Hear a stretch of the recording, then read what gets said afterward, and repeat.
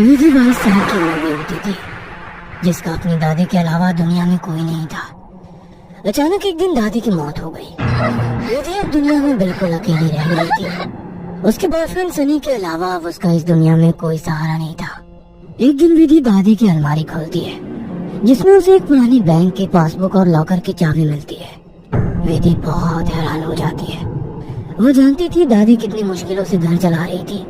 फिर ऐसे में उनके पास से मिली ये लॉकर की चाबी देखकर विधि के मन में सवालों की जड़ी लग गई थी। ऐसा क्या है उस लॉकर में जिसके बारे में दादी ने उसे आज तक नहीं बताया?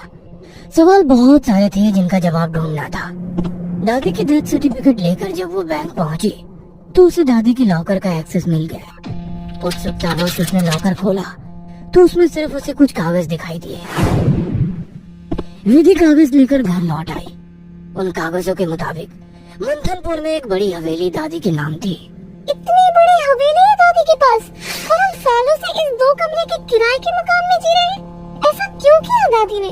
खैर जो भी बात हो, अब तो ये हवेली मेरी है। मैं कल ही मंथनपुर के लिए निकलती हूँ। अगले ही दिन वो मंथनपुर के लिए निकल गई थी। बड़ी अजीबोगरीब सी जगह थी ये। मेन रोड से हवेली की तरफ जाने वाली सड़क बिल्कुल सुनसान थी। गाड़ी तो क्या, पैदल चलता हुआ भी कोई इंसान नहीं दिख रहा था। सड़क पर गहरा सन्नाटा पसरा हुआ था। सड़क के दोनों तरफ घने ऊंचे पेड़ लगे थे। इतने पेड़ पौधे होने पर भी वहाँ किसी भी पक्षी का कलरव नहीं था। कोई जानवर नहीं।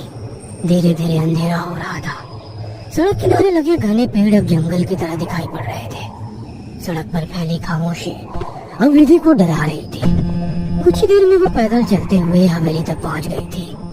हवेली काफी पुरानी दिखाई पड़ रही थी। ऐसा लगता था कि सालों से वहाँ किसी ने पैर ही नहीं रखा। हवेली के 500 मीटर के दायरे में गिने चुने ही मकान थे और जो थे वो भी खाली पड़े हुए थे। विधि के मन में कुछ अजीब सी उथल पुथल मची हुई थी। मेन गेट खोलकर वो हवेली के अंदर पहुंच गई।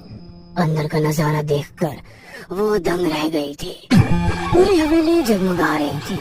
अंदर महंगे फर्नीचर और सजावटी सामान देखकर विधि का मुंह खुला का खुला रह गया था। अरे वाह, ये हवेली तो बहुत वेल मेंटेन्ड है। लगता है यहाँ जरूर कोई रहता है। हेलो, कोई है? कोई है यहाँ?